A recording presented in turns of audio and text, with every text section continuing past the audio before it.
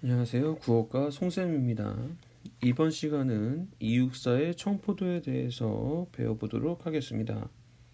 먼저 1년부터 살펴보도록 하겠습니다. 내고장 7월은 청포도가 익어가는 시절. 자, 먼저 청포도라고 하는 시어를 살펴보도록 하겠습니다. 여기서 이 시에서 청포도라고 하는 시어는 희망 그리고 풍요롭고 아름다운 삶을 상징하는 시어입니다. 그럼 이런 청포도가 익어가는 내 고장은 어떤 고향이 되겠습니까? 네, 풍요롭고 평화로운 고향이 되겠죠. 자, 그리고 이 청포도라고 하는 시어에 동그라미를 칠 건데, 이렇게 동그라미를 친 시어들은 앞으로 더 나올 건데요. 일괄적으로 이러한 동그라미 친 시어들은 푸른색의 색채 이미지를 가지고 있고요. 그다음에 희망과 동경이라고 하는 의미를 가지고 있습니다. 그 뒤에도 선생님이 동그라미 치라고 하는 시어들이 계속 나올 텐데, 선생님이 동그라미 친 시어들은, 동그라미 치라고 한 시어들은, 푸른색의 색채 이미지를 가지고 있고, 희망과 동경을 의미하는구나. 이렇게 여러분들이 이해를 하고 정리하면 되겠습니다. 자, 다음으로 이연을 살펴보도록 하겠습니다. 이 마을 전설이 주저리 열리고 했는데, 자, 일단 전설이라고 하는 요 시어부터 한번 보도록 하겠습니다. 여기서 전설이라고 하는 시어는 과거의 평화롭던 삶 그리고 우리 민족의 역사를 의미하는데, 여러분들 일단 이육사라고 하는 시인이 저항 시인이라고 하는 거는 많이 알려져 있어서 알고 있는 친구들이 있을 겁니다. 어, 이육사라고 하는 그 필명 자체도 어, 본명이 아니죠. 필명입니다. 이 필명 자체도 독립운동을 하다가 그 감옥에 들어간 셨는데 그때 그 받은 그 죄수번호이죠. 그거를 이제 필명으로 사용을 하셨던 겁니다. 그러면 여기서 우리가 시대적 배경, 일제강점기라고 하는 시대적 배경을 생각을 해봤을 때 여기서의 그 과거의 평화롭던 삶은 뭐 이전의 그 삶을 얘기하는 겁니까? 네. 일제강점기 이전에 평화로웠던 우리 민족의 평화로웠던 삶을 의미한다고 볼 수도 있겠죠. 네. 자, 그리고 주저리라고 하는 거는 그 풍요롭게 많이 매달린 모양을 흉내낸 말인데, 자, 이렇게 모양을 흉내낸 말을 우리가 뭐라고 얘기하죠? 네, 의태어라고 얘기하죠. 음성 상징어 중에서 모양을 흉내낸 말, 의태어라고 이야기를 합니다. 이렇게 의태어를 사용함으로써 어떤 효과를 줄 수 있다? 네, 조금 더 생동감 있는 표현이 가능하다. 추가적으로 여러분들 그 밑에 이연의 이행에 있는 그 알라리라고 하는 것도 의태어에 해당이 될 수 있겠죠. 같이 여러분들이 정리해서 알아두면 되겠습니다.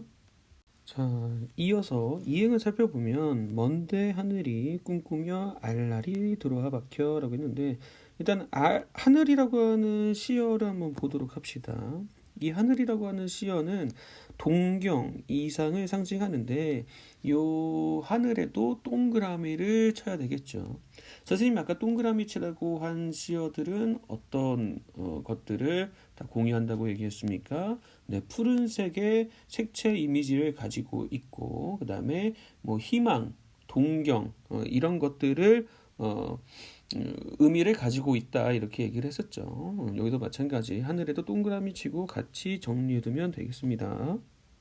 자, 그럼 요러한 희망, 동경, 이상을 의미하는 요런 하늘이 꿈꾸며 알랄이 들어와 박혀 있다라고 하는 건 어떤 의미를 얘기하고자 하는 걸까요? 네.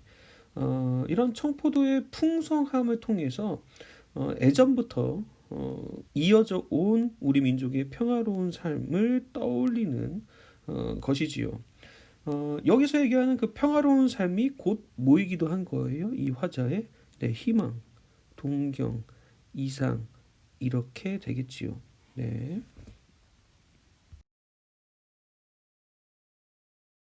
자, 이어서 사면을 보도록 하겠습니다.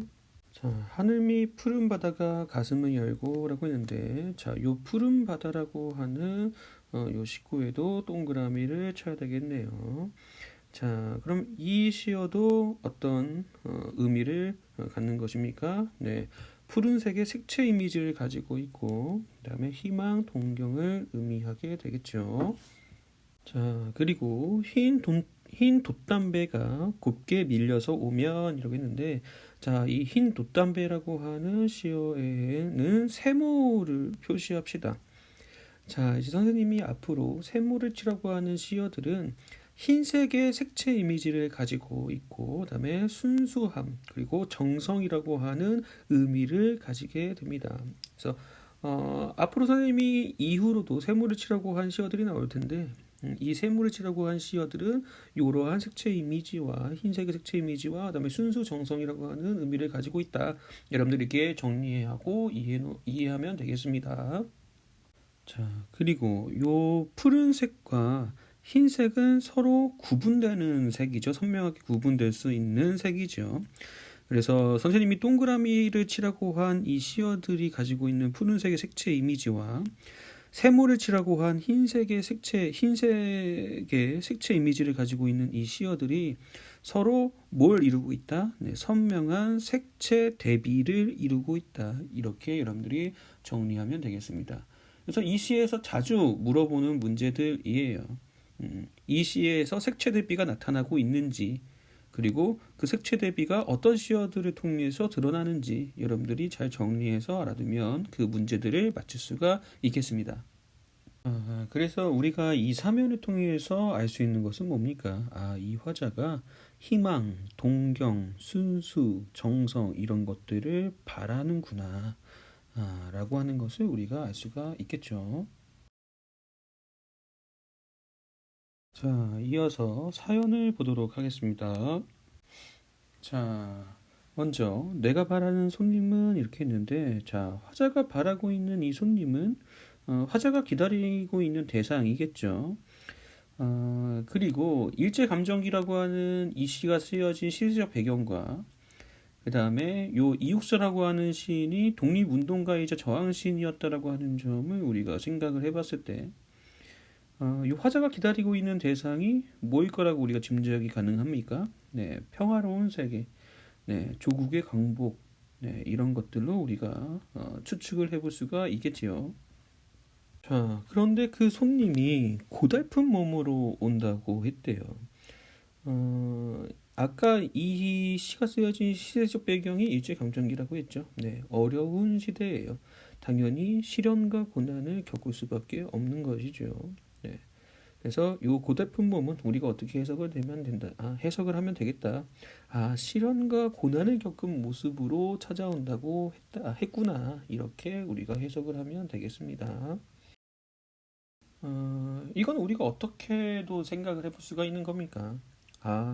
요 어려운 시대에, 일제감정기라고 하는 시대에 평화로운 세계, 조국의 강복 이런 것들 우리가 쉽게 얻을 수 있는 것이다. 아니면 쉽게 얻을 수 없고 좀 어려운 것이다. 네, 시련, 고난 이런 것들을 우리가 이겨내야지 비로소 얻을 수 있는 것이다. 이렇게도 우리가 생각을 해볼 수가 있겠죠. 자, 그런데 이 손님이 그냥 시련과 고난을 겪은 모습, 고달픈 몸으로만 오는 것이 아니라 뭘 입고 찾아온다고 했대요. 네, 청포를 입고 찾아온다고 했대요. 이 청포라고 하는 거는 푸른색 도포를 의미하는 건데, 도포는 그 옛 사람들이 입었던 옛 남자들이 입었던 그 겉옷을 의미를 합니다. 그러면 이 청포에도 우리가 동그라미를 치고 요 동그라미를 치라고 한 시어들은 선생님이 어떤 색채 이미지를 가지고 있다고 얘기했습니까?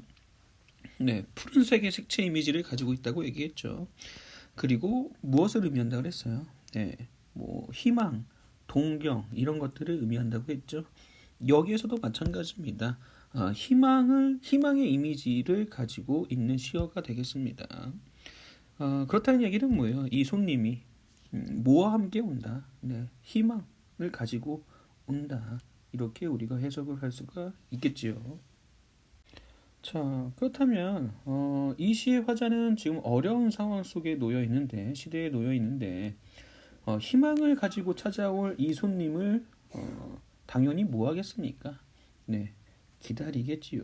네, 그래서 화자는 요 희망을 가지고 오는 이 손님을 기다리고 있구나. 이렇게 우리가 사연에서 정리하고 알아두면 되겠습니다.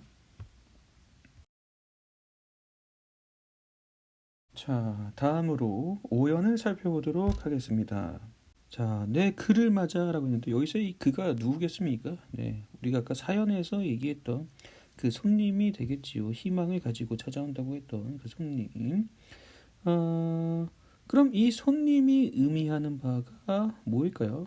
요 일제감정이라고 하는 그 시대적 배경으로 감안해서 생각을 해본다면, 요 손님이 가지고 온다고 했던 그 희망이 뭐가 되겠어요? 네, 평화, 광복 이렇게 우리가 생각을 해볼 수가 있겠죠. 자, 이어서 이 포도를 따먹으면 했는데 여기서 얘기하는 이 포도는 어떤 포도를 얘기하는 겁니까? 네, 1년에서 얘기했던 청포도를 이야기하는 것이죠. 이 청포도가 의미하는 바 여러분 기억납니까? 네, 뭘 의미한다고 얘기했죠? 네, 희망, 그리고 풍요롭고 아름다운 삶을 의미한다고 얘기를 했었죠. 자, 그러면 우리가 여기서 알 수 있는 바가 생겼죠. 이 시에서 화자가 바라는 바는 무엇이다? 네, 바로 평화, 강복, 희망, 풍요롭고 아름다운 삶이라고 하는 것에 대해서 소망하고 있다라고 하는 것을 우리가 알 수가 있는 것이지요. 그리고 이 소망을 이루기 위해서는 나의 두 손은 한뿍 적셔도 좋대요.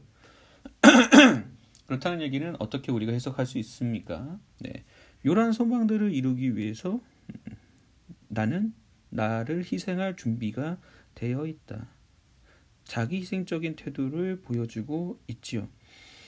실제로 요 이육사라고 하는 시인이 우리나라의 그 광복을 위해서 자기를 희생하면서 조국 독립운동을 했다는 점은 의미가 있죠. 자, 이어서 유견을 보도록 하겠습니다. 아이야, 우리 식탁엔 은쟁반에 하얀 모시수건을 마련해 두렴 이렇게 얘기했는데, 자, 이 은쟁반이랑 하얀 모시수건에 세모를 칠게요. 자, 선생님이 이렇게 세모 치라고 한 시어나 식구들은 어떤 색채 이미지와 의미를 가지고 있다라고 얘기했습니까? 네, 흰색의 색채 이미지와 순수, 정성이라고 하는 의미를 가진다고 얘기했죠. 자, 그렇다는 얘기는 이 시의 화자는 그 희망을 가지고 올 그 손님을 맞이할 때 어떻게 맞이하겠다는 얘기예요. 네, 순수하게 그리고 정성을 다해서 이 손님을 맞이할 준비를 하겠다는 얘기겠지요. 자, 그리고 여기 하이안이라고 하는 시어에 좀 주목을 할 필요가 있는데 이 하이안이라고 하는 표현은 원래 문법상 틀린 표현이죠. 원래는 하얀 이렇게 이 음절로 표기를 하는 것이 원래는 맞지요. 요렇게 그 원래는 문법상 틀린 표현이지만 시적인 효과를 위해서 이를 허용하는 것을 우리가 뭐라고 얘기합니까? 네, 시적 허용 이렇게 얘기를 하죠. 그래서 이 하이안이라고 하는 시어는 시적 허용이 사용된 시어이고요. 보통은 어떤 시적인 효과를 위해서 이 시적 허용이 사용이 되는 겁니까? 네, 보통 운율과 관련이 되어 있죠, 많이. 네. 그래서 요 시적 허용과 관련해서 하이한 정리를 잘 해놓고 여러분들이 알아두면 되겠습니다. 요 부분도 문제에서 자주 출제되는 부분이니까 네, 잘 정리해서 여러분들이 알아두면 되겠습니다. 자, 이어서 17페이지 핵심 정리를 마저 살펴보고 마무리하도록 하겠습니다. 먼저 갈래를 살펴볼게요. 갈래는 현대시, 자유시, 서정시가 되겠습니다. 네, 현대에 쓰여진 작품이고요. 형식이 자유로운 시고, 자, 개인의 감정을 노래하는 내용을 담고 있는 시가 되겠습니다. 자, 이어서 성격을 살펴보면 성격의 감각적 이렇게 돼 있는데, 이 시에서는 감각적 문학적인 이미지들 중에서도 시각적인 이미지들, 시각적인 심상들이 더 많이 사용이 됐죠. 네. 그 푸른색과 흰색의 색채 대비가 나타나는 시어들 많이 있었죠. 네, 그래서 그거랑 관련해서 여러분들이 알아두면 되겠습니다. 자, 그 다음에 상징적이라고 하는 그 성격이 있는데, 아직 상징이라고 하는 것이 무엇인지 잘 모르는 친구들이 있을 수 있을 것 같아요. 그래서 간단하게 좀 설명을 해보면, 상징이라고 하는 거는 일반적으로 그 추상적인 것들을 우리가 손으로 만지거나 뭐 냄새를 맡거나 눈으로 볼 수 없는 그런 추상적인 것들을 구체적인 것으로 대신 표현하는 것을 이야기합니다. 뭐 우리가 가장 흔히 알고 있는 예로 평화라고 하는 것을 비둘기로 대신 표현하는 것을 얘기를 해요. 그래서 평화의 상징은 비둘기다 이렇게 우리가 많이 알고 있죠. 네, 그래서 이런 것들이 이제 상징이고 이해시에서도 그 상징이 굉장히 많이 사용이 됐죠. 뭐 그 청포도 하늘 푸른 바다 청포 뭐 이런 시어들이 희망, 평화, 동경 이런 것들을 의미를 했었고 그다음에 흰 돛담배, 은쟁반, 하얀 모시수건 이런 시어나 식구들이 깨끗함, 정성, 순수함 이런 것들을 상징을 했었죠. 그래서 이렇게 여러분들이 그 상징이 이 시에서 많이 사용됐고 그렇기 때문에 이 시의 성격에 상징적이라고 하는 게 들어가 있다 이렇게 여러분들이 정리해서 알아두면 되겠습니다. 자, 그 다음에 향토적이라고 하는 것은 고향이나 시골의 정치가 담긴 것을 의미를 하는데 대표적으로 여기 1년에서 뭐 내고장 7월은 해가지고 이제 그렇게 시작을 하죠. 그래서 이 고장을 고향이라고 우리가 생각을 해볼 수가 있죠. 네, 그래서 화자가 바라는 고향은 어떤 고향이었어요? 네, 평화로운 고향이었죠. 풍요롭고 평화로운 고향. 네, 그래서 이렇게 이 시에서도 고향이나 시골의 정치가 담긴 표현들이 사용이 되어 있다. 그런 것들이 담겨 있다. 이렇게 봐서 향토적이라는 성격도 우리가 같이 이야기를 해볼 수 있겠습니다. 자, 그 다음에 낭만적이라고 하는 것은 현실에 매이지 않고 감상적이고 이상적으로 사물을 대하는 것을 의미하는데 이 시에서도 굉장히 많은 것들을 이렇게 감상적이고 이상적으로 대하고 있죠. 네, 뭐 이 시의 제목이기도 한 청포도라고 하는 것을 뭐 필두로 해서 뭐 하늘, 푸른 바다, 청포, 뭐 흰 돛담배, 응쟁반, 하얀 모지수건 등등을 다 감상적이고 이상적으로 대하고 있죠. 네, 그래서 이런 것들을 이야기했을 때, 이런 것들을 봤을 때 이 시의 성격으로 낭만적이다 이렇게도 얘기를 할 수 있겠습니다. 자, 그리고 이 시에서 화자가 말하고자 하는 바인 주제는 풍요롭고 평화로운 세계에 대한 소망 그리고 조국 왕국의 염원인데 이러한 주제를 봤을 때 이 시의 성격이 미래지향적이다 이렇게도 우리가 볼 수가 있죠. 자, 그리고 이제 특징으로 넘어가서 살펴보면 첫 번째, 두 번째 것들은 이미 우리가 다뤘던 것이고요.